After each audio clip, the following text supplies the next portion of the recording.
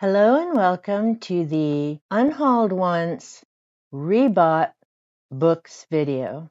And it's a good thing I'm doing this now. If you've seen the thumbnail and that's what brought you here, you've seen that there are a lot of books that I once thought I was done with or I wasn't going to read again. Then as I've been traveling through my local thrift store, which is Goodwill, I go to two locations, one on the north, one in the south end of the city. Always have a great experience when I'm there, always make amazing finds there. But this video will certainly explain why I don't unhaul books anymore. Thank you so much for joining me.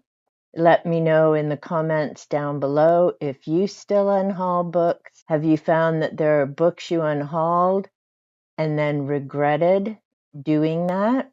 There are a few of my rebuys that it wasn't I unhauled the books, it's I loaned them to the wrong people and they never came back. The one that really irked me was the 3 Stephen King hardcovers I had loaned to someone, and they just popped them into a donation box. When I asked for the books back, the response I got was, "Oh, you should ask sooner." Sorry. WTF. Hardcovers are not inexpensive, and nope, not even an offer to replace them. Give me a gift card to replace them, like some people, but I digress.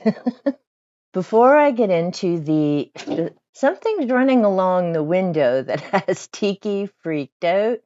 My guess is squirrel. Thankfully, my husband found these: Mr. Pine's Purple House and The Kitten's Voyage.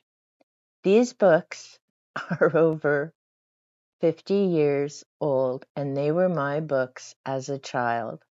I couldn't tell you how many times I read Mr. Pine's Purple House or The Kitten's Voyage. I thought I had unhauled them, and I went looking for them because I had considered maybe this is where I should start my channel. The Kitten's Voyage, if you know me, I'm a cat lover. No surprise that I would have enjoyed a story about cats and shiny jewelry and things. I'm very glad that I still have them, because to replace The Kitten's Voyage now would cost me $40 from the Tiny Elf Library. And as you can see, it's a tiny little kid's book. But because it's older, it isn't easy to find. And I've started to notice that with other books as well, as I've been going to the library, checking out different titles, different authors. Michael McDowell is another perfect example. I loved reading his books as a teenager.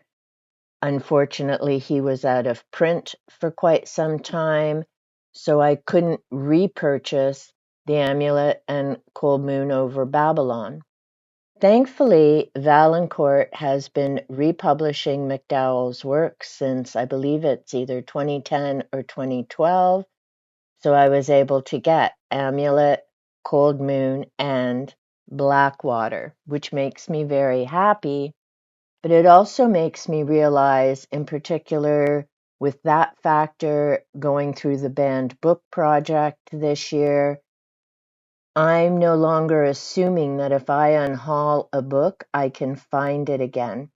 So for me, if I'm passing a book on, it just really did not do it for me.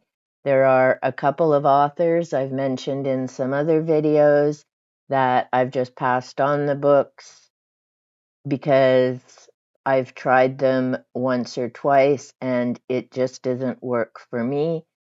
I am just going to quickly go through many of the titles, or this is going to be one long honking video. The first group is the Alan Dean Foster Star Trek Log Series 1 to 10. I lucked out and found 9 of the titles during one trip to the thrift store, and lucky for me, number 10 was there the next time. I'm grateful that I had a niggle to go look for these books. These I picked up to participate in Book Trek 2024. That's an event run by Revenant Reads. Please be sure to check out his channel.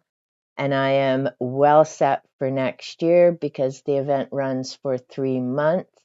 So plenty of time to enjoy Star Trek and visiting some old favorites. A series that I repurchased, I'm lucky I found this for $10 at the thrift store, is Lord of the Rings by Tolkien. I used to have 3 hardbacks a long time ago when I originally read him. I was excited to see, book ones are so hard to open. I was excited to see that this is the authorized Canadian edition of the famous Lord of the Rings trilogy. So I'm curious to read these and then maybe pick up another set, possibly through my library, and see what, if any, differences there are. I own the movies, and we every once in a while do a Lord of the Ring marathon. So it'll be great to be able to read the series and then compare that with the movies. I also repurchased The Hobbit, like the copy, which again, silly me, hardback. But like this copy, mine was also illustrated, so this is paperback. I also have the trilogy of The Hobbit. So again, I'll read the book and have a Hobbit marathon day. One of the books that I loaned to someone that didn't come back was T.H. White, The Once and Future King. I love all of the King Arthur legends, the mythology. I have books about different things regarding King Arthur. Was he legend? Was he a real person? Was he in Scotland? Was he in England? My favorite painting is called The Death of Elaine, and it is based on the King Arthur legend. I love it. It's dark, it's got a full moon, and it's based on one of my all-time favorite legends, and I enjoyed reading about it as a kid, and I still do. So glad to have this copy, and I actually lucked into a $1 version because there's a little bit of water damage, and I'm okay with that. I have the book again, and I'm so looking forward to rereading this. I did at the beginning mention having lost some Stephen King books. I don't believe the 2 rebuys are the ones that I've lost. I know for sure one was Tommy Knockers. I have a sad feeling another one was It, which to repurchase that now is big bucks. And the other one may have been The Stand. It's a chunker. It has been a long time since I have read this. I enjoyed the read. I enjoyed the original miniseries. I haven't seen the updated one, but this will be, I don't know when I'm going to get back to it, but I'm glad I have a copy of it. The other book is Salem's Lot. I repurchased this a couple years ago because Salem's Lot's one of my favorite vampire stories. Yes, there is a dog. No, it doesn't go well. And I think I just blocked that part because years ago there were different books I could read and I could get past that part. But over the last few decades, it was part of why I stopped reading fiction, quite frankly, because it just bothered me when things like that happened. But as far as the story about Salem's Lot, it's creepy. It keeps you going. There are a lot of characters to remember, but if you don't get bogged down in it, then it's an enjoyable, just keep going read. You'll, it'll all come together near the end. A couple of the books that I had thought I'd gotten everything from them and had passed them on. One is The Four Agreements. This is by Don Miguel Ruiz.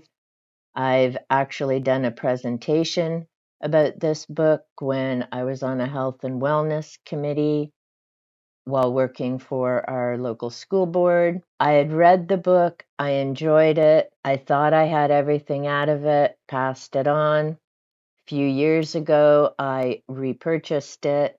It's a practical guide to personal freedom.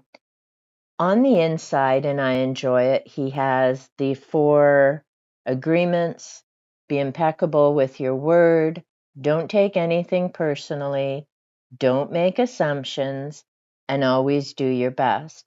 I've put those 4 on a little card, did a little bit of crafting, and it's on my Feel Better, Keep Your Perspective bulletin board that sits in my workroom, which is right behind that wall, actually. Not even going to try the name. It's by Leo, can't pronounce the last name. The book's called Loving Each Other, The Challenge of Human Relationships. I remember it being an enjoyable read. I've picked up another book by this author. Definitely these will be reads in December when the theme is self-care, because December can be a very challenging, difficult month for a variety of reasons. A couple of other books that I repurchased. This I decided to read again because I had read The Terror by Dan Simmons based on the Franklin expedition. I've also looked into nonfiction books about the Franklin expedition. This is the story of the Andes survivors. The title is Alive. It's by Piers Paul Reed. This is about a plane crash and what these people had to do to survive, a more modern type situation of what occurred with the Franklin expedition. A novel by Clive Cussler, Raise the Titanic. I had read this a number of years ago. I don't remember the story anymore, but again, the Titanic, the Franklin expedition, it's history, there's tragic events. I know this retelling will be different. I know I enjoyed the read the first time, so I'm looking forward to revisiting this. Recently, I also found The Bermuda Triangle. This is by Charles Berlitz. I picked it up actually before I found out he also had a book about Roswell. Now, I've never read his work on Roswell, but I do remember reading The Bermuda Triangle.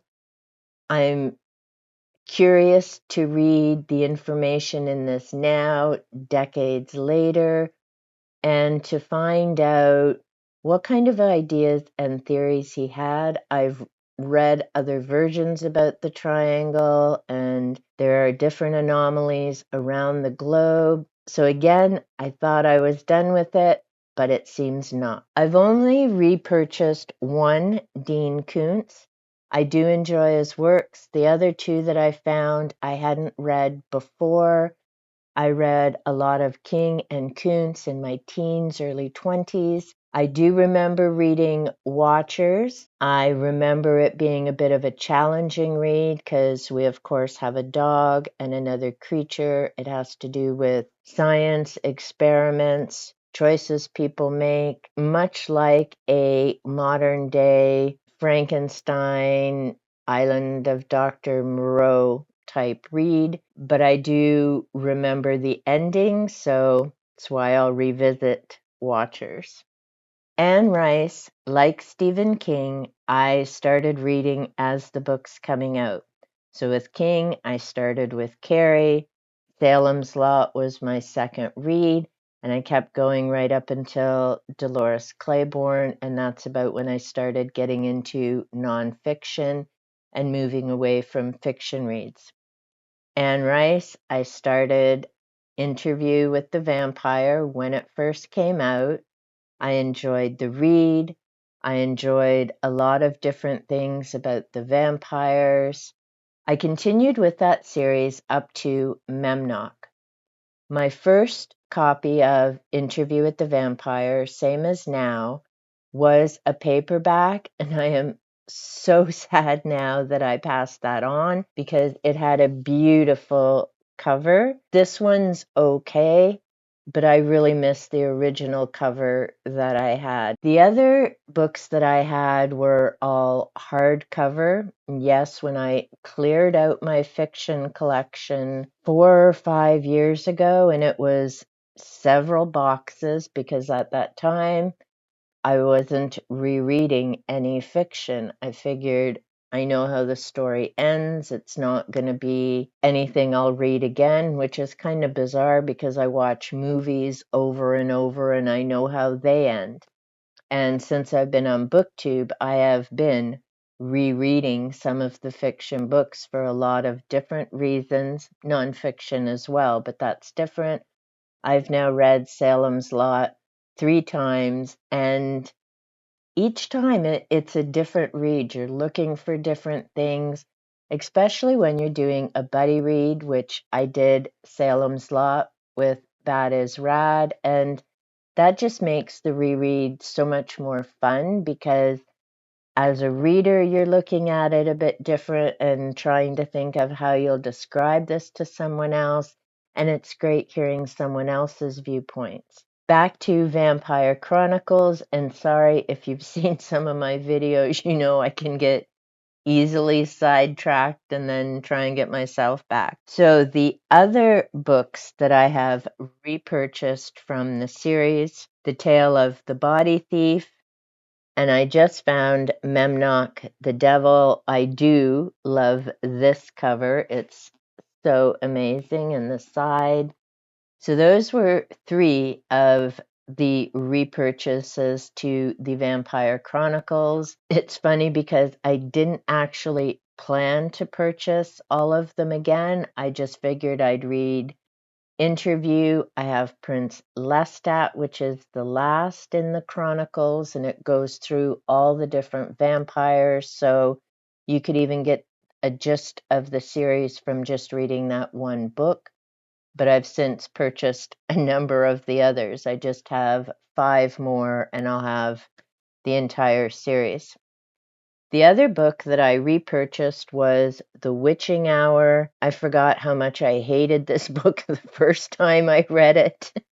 I ended up getting Lasher and Teltos this time because it was a deal for the 3 of them versus just buying one. I have to say, I'm glad I got the deal. I hadn't read Lasher and Teltos before because I really dislike The Witching Hour for so many reasons. The big one being that by page 508, I had crossed out 900 ands incorrectly used at the beginning of a sentence.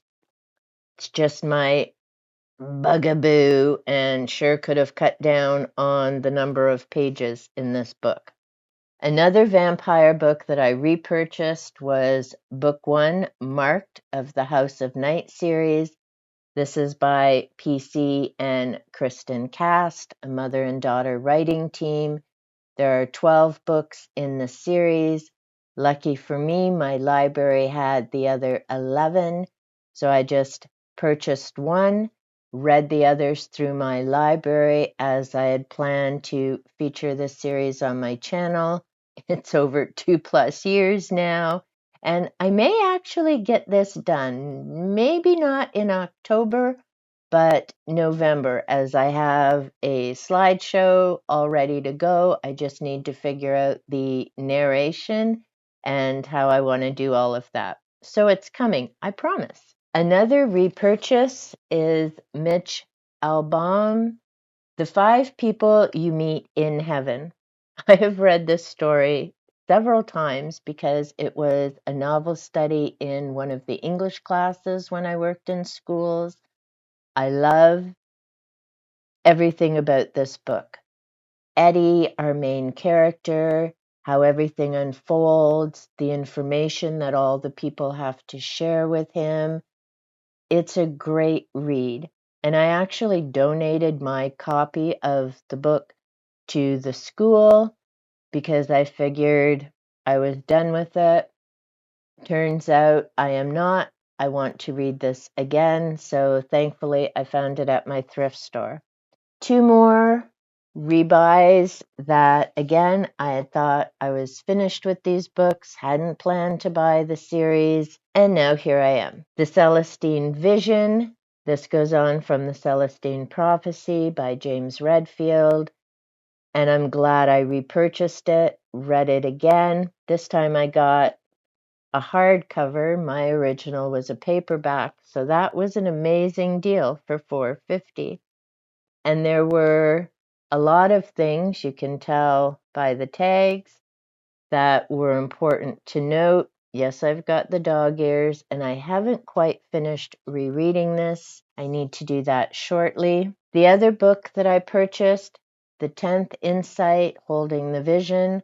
I used to have this as well, but as I'm going to be looking at doing the series, and there's actually an 11th and 12th insight, I bought the 11th, The Secret of Shambhala, because my library doesn't have it, but it did have Insight 12. I'm thinking if I happen to see 12 at the thrift store, I'll just buy it, and then I have the collection of them. They're books I enjoy reading, and they're thought-provoking. Another rebuy, Sacred Contracts, Awakening Your Divine Potential. This is by Carolyn Myss. I just read another one of her books, Why People Can Heal and Why They Don't. I think that's the title of it. I also have another book by her about archetypes, which I've enjoyed reading. Like I say, I had this book before. I don't think I delved as much into it then. So I'm looking forward getting back into it and see if maybe this time it resonates a little bit more. In any case, I won't unhaul that because I enjoy her work. The Artist's Way by Julia Cameron is one of those books I foolishly lent to someone else. It makes me even sadder that that copy was highlighted. But instead of giving it back to me because it really didn't speak to them, they just got rid of it because, makes sense to some people, I guess. This is A Spiritual Path to Higher Creativity. It's a 12-week program. There's easy-to-do steps and activities. So whether you're suffering from writer's block, a creativity block, or in my case, I was dealing with my back injury and depression, anxiety. It was amazing. I've done it more than once. I am definitely looking forward to working through it a third time. The final book, as of this video, is Drawing Down the Moon. This is by Margot Adler. Witches, Druids, Goddess Worshippers, and Other Pagans in America. Completely revised and updated. This is a Penguin edition. Again, she's got a great appendix at the back. I know she did her research. She went and talked to a variety of groups and people. I'm not sure why I decided to pass on my copy because it really is an excellent read if you're interested in learning about pagans, their belief systems, the variety.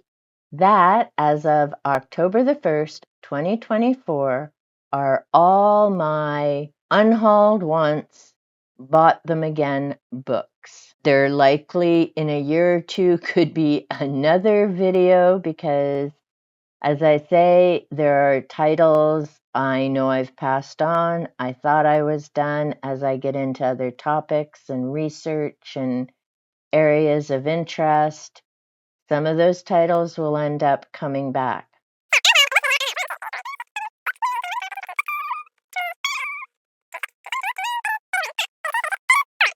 "34 books in total that I have repurchased.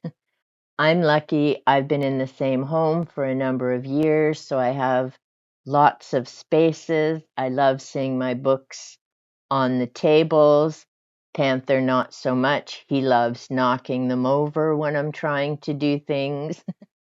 Hope you enjoyed this video. Let me know if you've read any of the authors that I've just mentioned. Do you find that you end up repurchasing books that you've unhauled?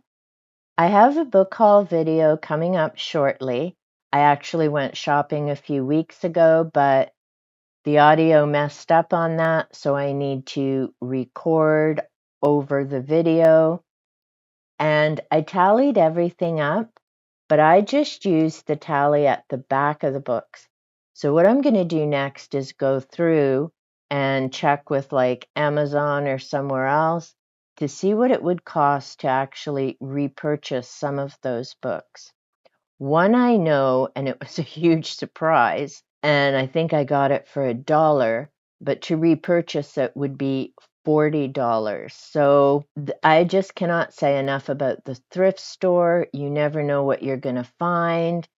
The savings are amazing, and it gives back to the community and supports other programs, supports the employees. It's a win-win. Until next time, don't get rid of those books unless you're sure. Take good care.